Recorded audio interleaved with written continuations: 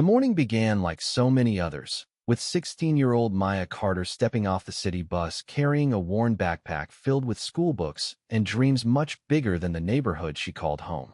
She had learned long ago that the way people looked at her often had nothing to do with who she really was. They saw a young black girl walking alone and, too often, wrote an entire story before she ever spoke a single word. But Maya refused to let those silent judgments define her. Raised by her mother while her father spent much of his life serving overseas, she had been taught one lesson above all else. Dignity is something no one can take unless you surrender it yourself. Her father, General Marcus Carter, was rarely home because his work demanded complete secrecy. Officially, few people even knew his real position. To the world, he was simply another military officer. What almost nobody realized was that he commanded one of the most elite Delta Force units in the country, leading missions so dangerous that even other military leaders spoke his name with quiet respect. His reputation had never been built on intimidation alone, but on discipline, courage, and an unwavering commitment to protecting innocent lives. At home, however, none of that mattered. To Maya, he was simply Dad, the man who reminded her to stand tall, speak kindly, and never let anger become her identity. That afternoon, Maya stopped at a neighborhood convenience store after school to buy a notebook and a bottle of water before walking to the library. As she left the store, flashing police lights suddenly filled the parking lot. Two officers stepped out of their cruiser, scanning the area before locking their attention onto Maya. Without asking questions, one officer ordered her to stop. Confused but calm, Maya did exactly as instructed. Customers turned to watch. Some pulled out their phones. Others simply stared. The officers claimed a young woman matching her description had been involved in a theft nearby. Maya politely explained that she had just come from school and still had her receipt from the store. Instead of listening, one officer demanded to search her backpack while the other spoke to her with a tone that assumed guilt rather than innocence. Every word carried the weight of disrespect. Every command suggested that she had already been judged. Maya could feel dozens of eyes fixed on her. Humiliation settled over her shoulders like a heavy coat, yet she refused to argue or raise her voice. She remembered her father's words, "Your character is strongest when someone else loses theirs." She handed over her backpack without resistance. Inside were textbooks, homework assignments, library applications, and a notebook filled with scholarship essays. Nothing remotely connected her to any crime. Instead of apologizing, the officers questioned why she seemed so calm. One even implied that experienced criminals often acted exactly the same way. The accusation cut deeper than any insult.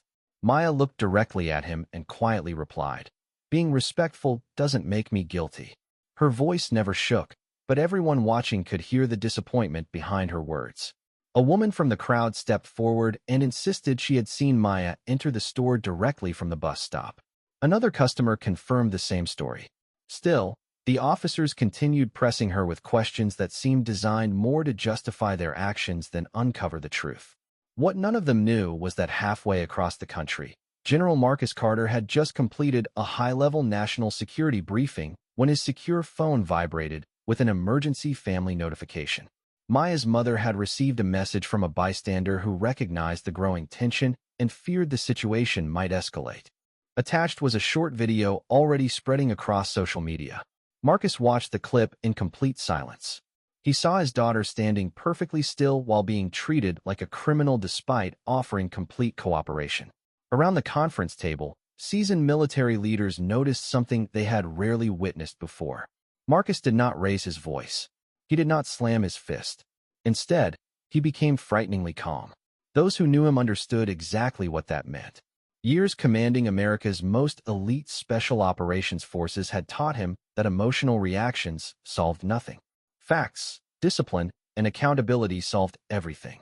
Within hours, he was back in his hometown, not wearing combat gear or surrounded by soldiers, but dressed in a simple suit. He walked into the police department carrying no anger in his expression, only quiet determination.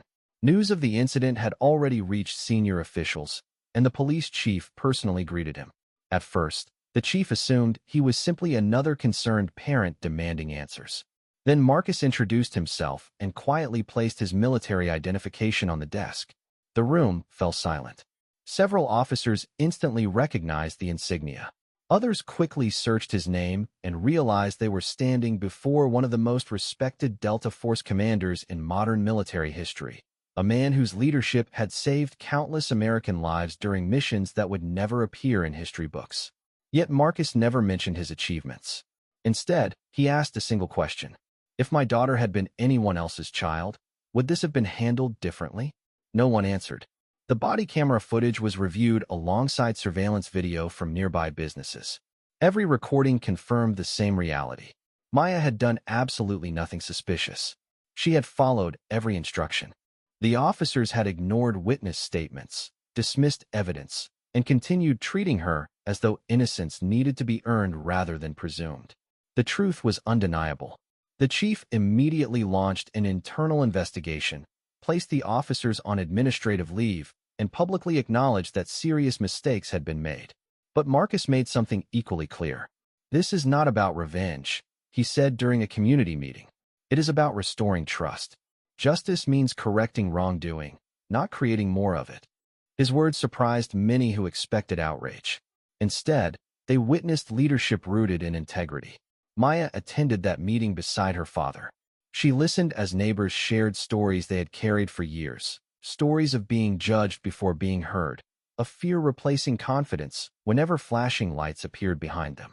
For the first time, many felt someone with influence was not speaking over them, but standing with them.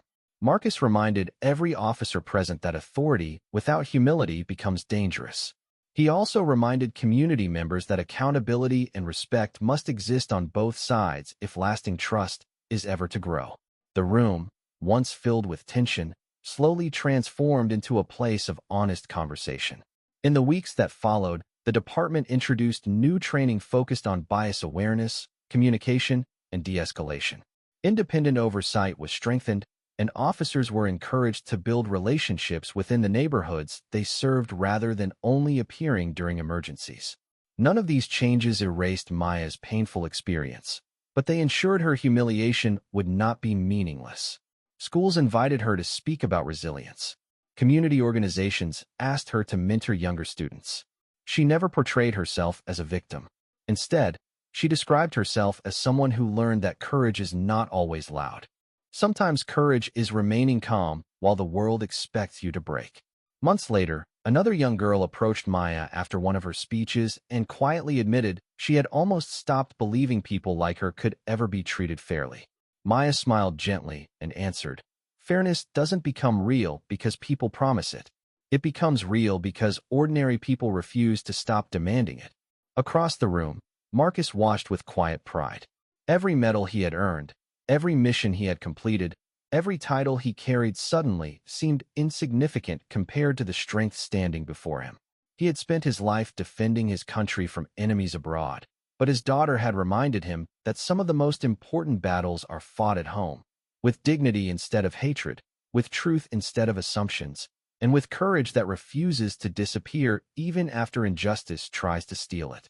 Long after the headlines faded and public attention moved elsewhere, people remembered not the power of the commander, but the grace of the young black girl who stood tall when others tried to make her kneel, proving that true strength is measured not by fear you inspire, but by the justice you leave behind.